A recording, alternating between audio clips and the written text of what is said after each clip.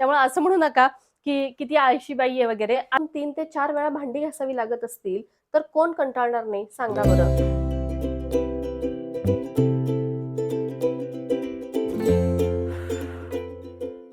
फुल time homemaker म्हणजे continue काम, त्यातून आपली अजिबात सुटका नाही. पण काय मैत्रिणींनो, कधीतरी असं होतच ना, आपल्याला कामाचा कधी कधी खूप कंटाळा येतो. म्हणजे अगदी रोजचं काम सुद्धा नकोशी वाटतं.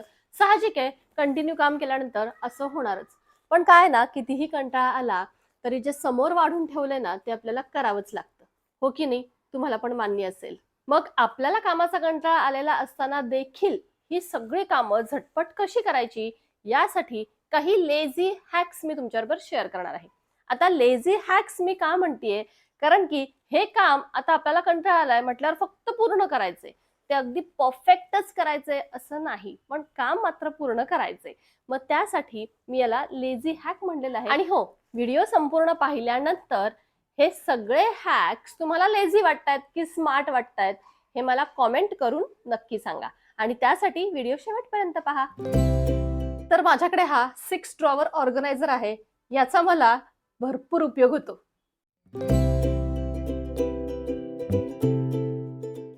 तर आता बाहेर स्टँड वरती वाळत घातलेले कपडे मी काढून आणलेले आहेत आणि आता याचा घड्या घालत बसायला माझ्याकडे वेळ नाहीये. आता आज मी तुम्हाला लेझी हॅक एक्सप्लेन करते बरं का. त्यामुळे असं म्हणू नका की किती आळशी बाई आहे वगैरे. आजचा आपला या कपड्यांसाठीचा लेझी हॅक असा आहे. तर आता हे ड्रॉवर मी सगळे व्यवस्थित इथे मांडून घेतलेत. आता प्रत्येक ड्रॉवर मी वेगवेगळ्या गोष्टींसाठी केलेला आहे. जसं की एका ह्याच्यामध्ये सॉक्स, पुन्हा एकात अंडरगार्मेंट, पॅन्ट, पुन्हा एका ह्याच्यामध्ये कॅप, शर्ट आणि रुमाल. तर असे वेगवेगळे मी सेक्शन्स केलेले आहेत. आता हे जे कपडे आहेत ते प्रत्येक सेक्शन मध्ये टाकायचे, घडी घालत बसायचं नाही. जसं की आता ही पॅन्ट आहे, त्याच्यासाठी हा सेक्शन, अंडरगार्मेंटसाठी हा, पुन्हा इथं पॅन्ट, शर्ट आहे, शर्टसाठी हा सेक्शन केलेला आहे, हा एक शर्ट, कॅप, कॅपसाठीचा सेक्शन, पुन्हा हे इथे रुमाल, रुमाल इथे, पुन्हा हे जाईल इथे. तर असे पहा सेक्शन्स मी केलेले आहेत. त्यामुळे मी पटापट पटापट आता हे सगळे कपडे वेगळे करणार आहे. त्यामुळे काय होईल, हे कपडे आपले दुसऱ्या दिवशी जरी आपण असेच ठेवले तरी व्यवस्थित मिळतील, कारण ह्याचे सगळे वेगवेगळे सेक्शन्स आहेत. त्यामुळे दुसऱ्या दिवशी आपल्याला लगेचच हे सगळे कपडे सापडतील. तर पहा, जेवढे कपडे आणलेले तेवढे ही आता बास्केट रिकामं झालेलं आहे आणि कपडे सगळे सेपरेट देखील झालेले आहेत. आता हे ड्रॉवर असेच आपण त्या ऑर्गनायझर मध्ये लावून द्यायचे. म्हणजे आपल्याकडे वेळ नसेल तर अशा वेळेस असा हाक वापरायला काहीच हरकत नाही. कपडे असे थोडेसे जास्त दाबून बसणार नाही, त्याची काळजी घ्यायची, म्हणजे ते चुरगळणार देखील नाहीत. रोज दिवसातून 3 ते 4 वेळा भांडी घासावी लागत असतील तर कोण कंटाळणार नाही सांगा बरं.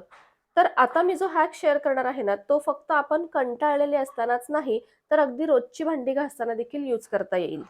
आता करायचंय काय, तर भांड्यातलं जे मोठं मोठं खरकट असतं ना, ते काढून घ्यायचं आणि त्यानंतर सिंकमध्ये पाणी साठवून घ्यायचं. जो मधली कॅप असते ती टाईट बसवली की बरोबर सिंकमध्ये पाणी साठतं आणि या साठलेल्या पाण्यात ही खरकटी भांडी ठेवायची. आता भांडी व्यवस्थित भिजतायत तोपर्यंत इकडे किचन ओटा, गॅस व्यवस्थित स्वच्छ करून घ्यायचा. क्लिनिंगसाठी अशी एखादी स्प्रे बॉटलच यूज करायची, म्हणजे पटपट असा स्प्रे करता येतो आणि एखाद्या कॉटनच्या कपड्याने स्वच्छ पुसून घेता येतं. पुसल्यामुळे काय होतं, एक्स्ट्राचं पाणी किचन ओट्यावरती राहत नाही आणि आपला मग किचन ओटा पांढरा पडत नाही. सेम आपल्या गॅस स्टोव्हसाठी देखील तेच यूज करायचं. क्लीनर स्प्रे करायचा आणि झटपट पुसून घ्यायचं. पुसल्यामुळे जो स्टोव्ह आहे त्याच्यामध्ये, त्याच्या पाईपमध्ये पाणी जात नाही आणि स्टोव्हची लाईफ देखील वाढते. आणि याच पद्धतीने अगदी 5 ते 7 मिनिटात आपला किचन ओटा, गॅस स्टोव्ह दोन्हीही अगदी व्यवस्थित पुसून होतं. लगेचच त्याच किचन टॉवेलने टाईल्स देखील पुसून घ्यायच्या, म्हणजे सगळं स्वच्छ होईल. आता यानंतर ही जी काही खरकटी भांडी आपण भिजत ठेवली होती ती घासायला घ्यायची. भिजत ठेवल्यामुळे काय होईल, आपलं भाताचं भांडं असतं, भाजीचं भांडं असतं, ज्याला आपलं जे खरकट आहे ते पूर्ण चिकटलेलं असतं. भाजीचं भांडं तर पूर्ण आपलं हळद, तिखट आपण वापरतो, त्यामुळे पिवळं झालेलं असतं. तर ही सगळी भांडी भिजल्यामुळे जरा थोडासा हात फिरवला आपण की लगेचच स्वच्छ निघतात. जास्त घासावं लागत नाही. आणि या पद्धतीनं डिश डिटर्जंट देखील आपल्याला कमी लागतं आणि कमी पाण्यामध्ये ही खरकटी भांडी धुवून होतात, कारण तेच तेच पाणी वेगवेगळ्या भांड्यामध्ये जातं आणि ती स्वच्छ होतात. आता आपली सगळी भांडी घासून झाली की हे साठलेलं पाणी ड्रेन आउट करायचं. पाणी सगळं गेल्यानंतर थोडंफार खरकट राहिलं असेल तर ते काढून घ्यायचं आणि आपलं सिंक आता स्वच्छ करून घ्यायचंय. सेम क्लीनर वापरायचा आणि घासणीनं व्यवस्थित घासून घ्यायचं.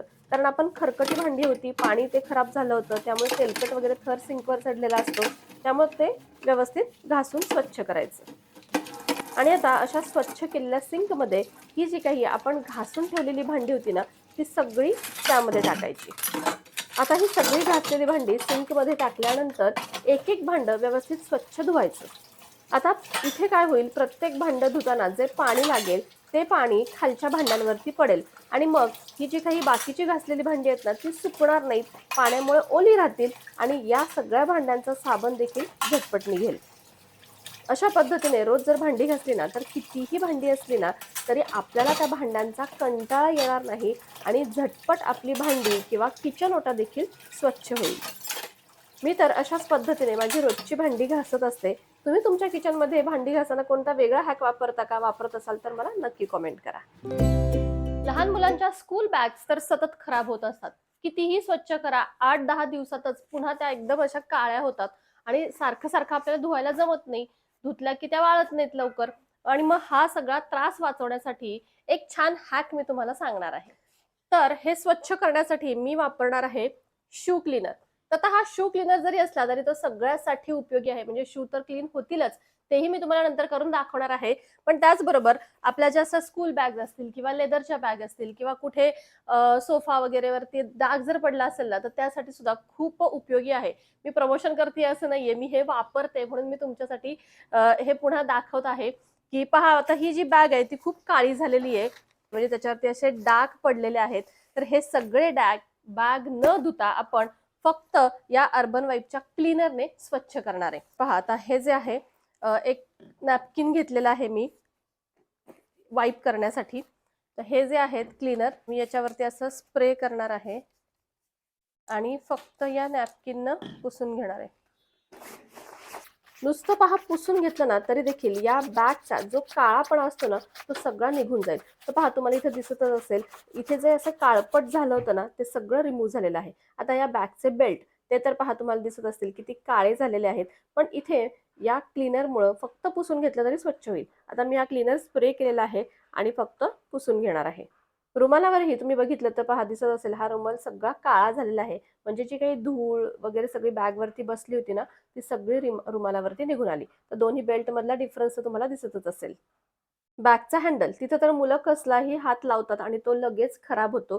तर पहा, हा काळा पडलेला हँडल या स्प्रेमुळे लगेचच स्वच्छ झाला. मी ही स्कूल बॅग फक्त 3 ते 4 महिन्यातनं एकदा पाण्याने वॉश करते. अदरवाईज मध्ये जेव्हा कधी ही बॅग अशी काळी होईल ना तेव्हा हा स्लू क्लीनर वापरते. आता याच क्लीनरने मुलांचे शूज, सँडल रेग्युलर वापरायचे किंवा स्कूलचे हे सगळं मी स्वच्छ करत असते.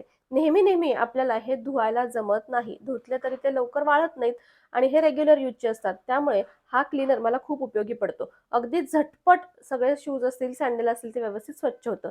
पहा, तुम्हाला 2 शूज मधला डिफरन्स दिसत असेल. जो क्लीन केलाय तो एकदम पांढरा शुभ्र झालाय. तर पहा, दोन्ही शूज मी असे व्यवस्थित स्वच्छ करून घेतलेत. आता माझ्या घरी एक छोटासा कार्यक्रम होता. कोणता तो मी शेवटी तुम्हाला सांगितलेलंच आहे. तर त्यासाठी पाहुणे येणार होते आणि मला झटपट सोफा स्वच्छ करायचा होता. तर त्यासाठी नेहमीचाच माझा हा लेझी हॅक मी सोफा क्लिनिंगसाठी वापरत असते. तर या टबमध्ये पाणी घेतले, थोडंसं डिटर्जंट आणि थोडंसं व्हिनेगर मी ॲड केलंय.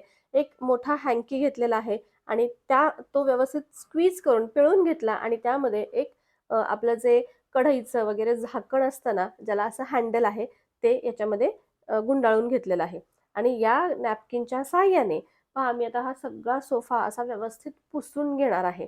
आता जी काही धूळ वरती साठलेली असते ना ती सगळी निघून येते. पहा मी तुम्हाला दाखवते. तर हा जो काही नॅपकिन आहे तो आता किती काळा झालेला आहे पहा. एका साईडचं मी सीट पुसून घेतलेला आहे तरी देखील पहा एवढा काळा झाला. तर सगळी धूळ या नॅपकिनवरती आलेली आहे. संपूर्ण सोफा याच पद्धतीने आता मी स्वच्छ करून घेणार आहे. एवढा मोठा सोफा स्वच्छ करायला मला फक्त 15 ते 20 मिनिटं लागतात. सोफा लेदरचा असेल, फॅब्रिकचा असेल, वुडनचा असेल किंवा अगदी कोणत्याही प्रकारचा असेल ना, तर याच पद्धतीने जर स्वच्छ केला तर तो झटपट स्वच्छ होतो. आणि असा पहा स्वच्छ केल्यानंतर शेवटी फुल स्पीडवरती फॅन लावून टाकायचा. 15-20 मिनिटात तो सुकतो देखील. माझ्या घरी माझ्या छोट्या मुलीचा वाढदिवस होता आणि वाढदिवस म्हटलं की किती तयारी असते. आपल्याला एक तर सगळं घरी बनवायचं असतं आणि त्यासाठी वेळ सुद्धा भरपूर हवा असतो. तर या सगळ्या काळामध्ये माझी झटपट कामं व्हावीत म्हणून मी हे सगळे लेझी हॅक वापरले होते आणि त्यामुळे मला कार्यक्रमासाठी छानपैकी वेळ मिळाला. तर तुम्हाला देखील हे सगळे लेझी हॅक कसे वाटले? तुम्ही यातले कोणकोणते हॅक वापरता किंवा यापेक्षा कोणते वेगळे वापरता ते मला जरूर सांगा.